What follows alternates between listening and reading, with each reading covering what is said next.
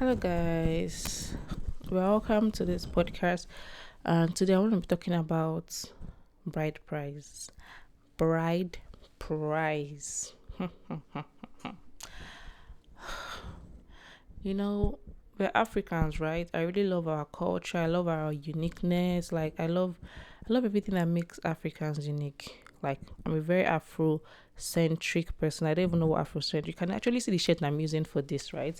I could afford to get like a suit, plain suit, but you can see the print on this. This is like African print. I think this is tie dye kind of with some artistic stuff, right? That is peculiar to like African people. So you could when you see it, you see that I'm very like African. I'm on locks. I'm a very like natural looking person, even though I don't know. I understand. So I'm very African when it comes to things that makes us unique, like our way of art, creativity. But there are other things that I also get to like think about because as a humanist person and as a balancist, right? I think about humanity at its core rather than any other like is this still recording? Okay. Rather than any other things that come in place. Let's talk about bride price. Okay guys, so bride price is the customary way of like marriage in Africa. But I'm talking about Africa. Africa is the continent. Let me talk about Nigeria where I'm from, right? Let me also talk about Igbo culture where I'm from because I know that there are other cultures. There's Yoruba, there's Efik. I don't know their own way of doing their bride price, but I'm going to talk about my own way. So there's this thing about bride price that the man comes and pays bride price for the girl, and even though it looks nice, it is something that I've actually questioned because growing up, I'm like, so why do you have to pay my bride price? It just happened. I remember. So growing up as a young teen, I'm like, okay, I like you. Can't we just marry? So why do you have to pay my bride price? Why do you have to come pay something? And if we're in the area of talking about marriages and things, there are some things that are one sided, and I feel bride price payment is one sided. Mm-hmm. Yes. I feel bride price is one sided in the sense that, but understand where I'm coming from. I'm coming from people that make decisions like two grown adults choosing to do life together, right? I feel bride price payment is one sided in the sense that I'm a young girl, I meet a young boy, we love each other and we want to be spent together, and one person has to be the one to go and pay the bride price. No, I feel if you pay bride price, I should also pay groom price. Mm-hmm. Or we forget about it. Because come to think of it, all this bride price payment has been the reason why some men will tell you, and I paid your bride price because obviously they paid something to get you. So they feel like on that basis they actually kind of acquired you, but not literally acquiring, but it gives them so much work to do that. Let's be rational, forget all these things. I'm a feminist, I'm a balancist, I'm a humanist, and whatever it is, I'm just for humanity, I'm just for fairness and love and justice and anything that makes people like not to feel cheated or used. But why will it be a man that is going to like do all that? If you come and say that this person is worth it and I'm coming to pay this, give this amount, little thing indicating my interest, the woman should also do something indicating her interest in the man.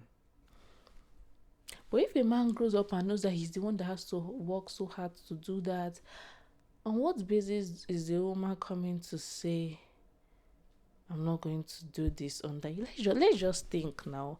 So if you are trying to adjust a particular kind of way of life, we have to also know the factors that limit those kind of things. For me, forget being modern and all those kind of things. For me, the most ideal form of marriage is a marriage that happens in the court. Do you know why it's so ideal to me?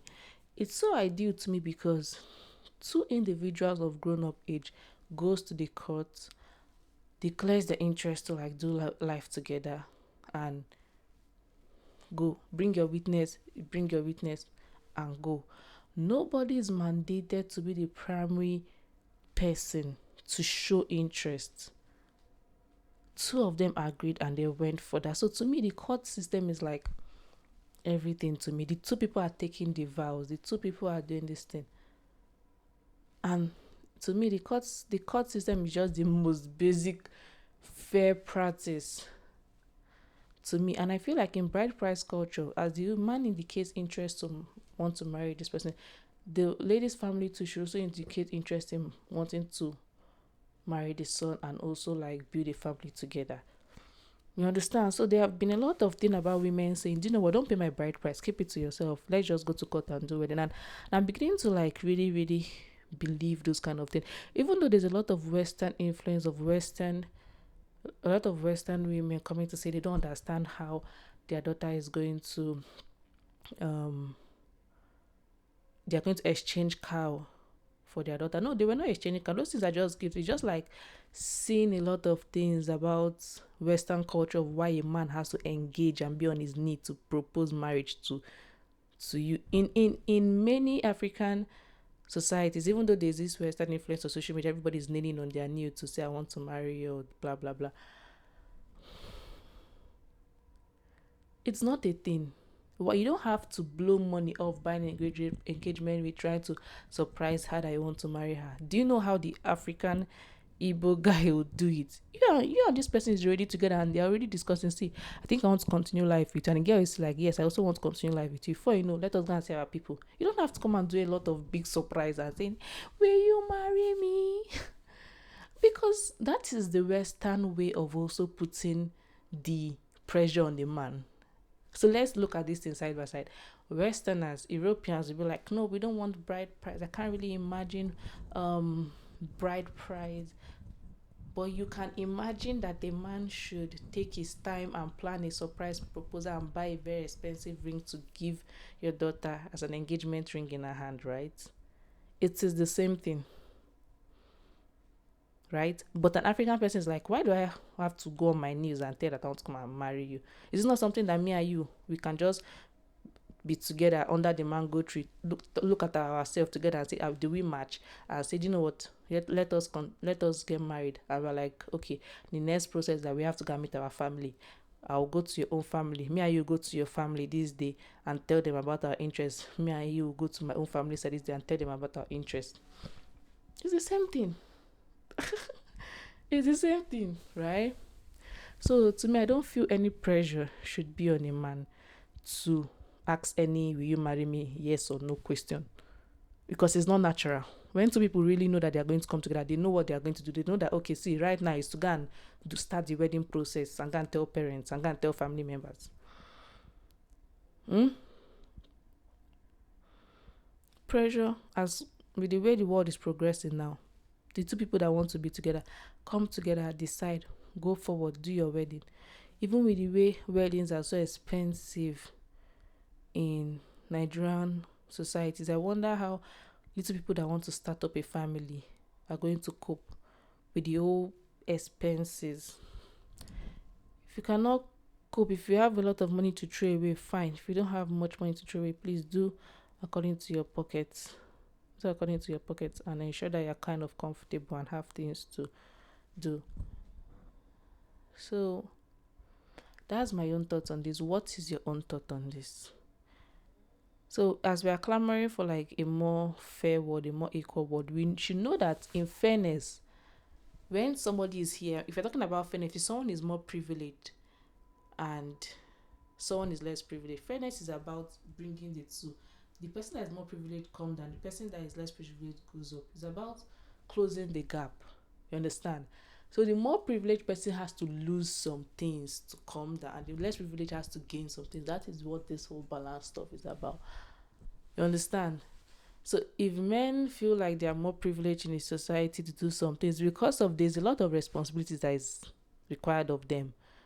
And if they want to still uphold those whole things, they know that the things that is, they're going to really pass through a lot of toughness. So if you're talking about not being treated like just a money making this thing or blah blah blah, you have to drop those things that you gained because of you. You have to give it up so that the other person is going to be like, do you know what? I don't even want my partner to pass through this and suffer this kind of thing just because of wants to be together. I don't mind. Let's just do this thing like this. Do you understand what I'm trying to say? So yeah, that's it. What are your thoughts? Maybe I'm just like thinking too much. Maybe I'm just like having a lot of things to say. But this is my own this is my own way of letting things out. And I know that these thoughts, I'm not thinking alone. I know that my tribe is going to find me. Sure. See, you get to that point in life where you're kind of growing older, life reality is coming to you, and you're beginning to embrace the beautiful nature of life while just having a positive outlook. Like, when I say beautiful nature of life is when you've seen reality, when you have imagined reality, you have cried the good cry, and like, man, this is it, and you embrace it, it becomes beautiful. I love you laugh, I say. It becomes so beautiful. Mana, it's good. I feel so tired today recording this thing because I had a lot of things to do. I just washed the dishes. Just washed the dishes and cleaned. So I'm really exhausted, really, but I have to publish this podcast because my people are waiting for me to people are waiting for me to publish. If not, they'll say that someone said the podcast. She has not even posted anything. Which kind of podcast is this? Oh my goodness. I'm going. Bye bye.